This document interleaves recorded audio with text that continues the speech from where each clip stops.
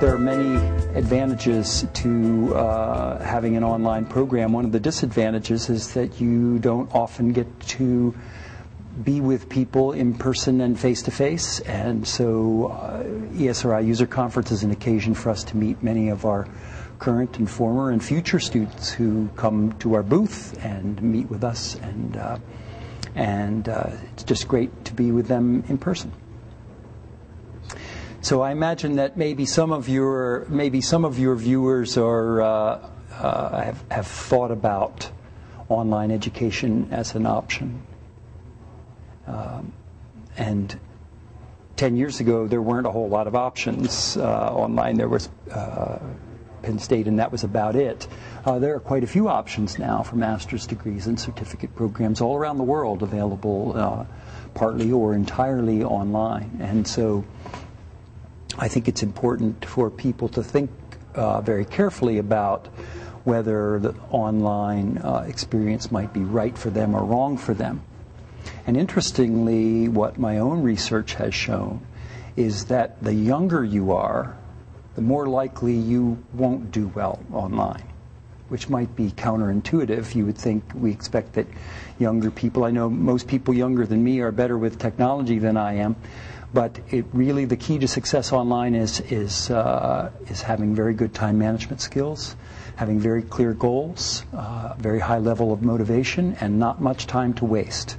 And younger people tend to be more easily distracted and have a harder time staying focused on accomplishing a goal in a set period of time. Furthermore, I happen to believe that for people who are what we used to think of as traditional college age, 18, 19, 20, 21 years old, I think that the face-to-face experience is just better for them. I think it's better for them to see role models and to study with peers, to have a semi-structured environment in which they can grow up and realize that learning isn't all about what happens in class anyway.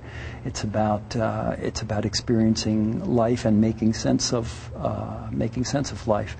So I guess what I'm saying is, although I'm really proud of what Penn State has accomplished with online education, it's not something I'd recommend to a traditional college-age student. It's certainly not a replacement for the kind of education you'd get, say, at Del Mar College or even at Penn State University Park as an undergraduate. Those experiences are much better face-to-face. Our students are very, very different. They're not people who could ever come to campus. Average age 35 years old, working full-time, families, commitments to their careers, to their communities. They don't remotely have an option to put all that on hold and go back to school and go back and take classes that are scheduled at the convenience of professors. They need to take classes that are scheduled at the convenience of students. And when is that?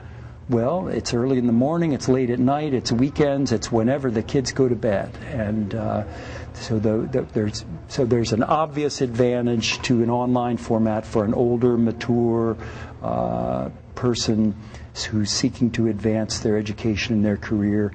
But even more interesting, I think, and over time what I've found is that it's not just the convenience to students that makes it really valuable. What we've found is that the real advantage to the online format is that we're not limited to the instructors that we can convince to come and work in the middle of Pennsylvania. We have instructors literally all over the world teaching classes, and because it's happening online, it doesn't matter. The students are all over, the instructors are all over, and the students are getting the best GPS instructor in the world, the person who wrote the spatial analysis textbook who teaches from New Zealand, for heaven's sakes. It doesn't matter. They're all over. And as long as everybody stays involved and stays connected online, students are getting a great service, and the kind of service that they can't get from any one university.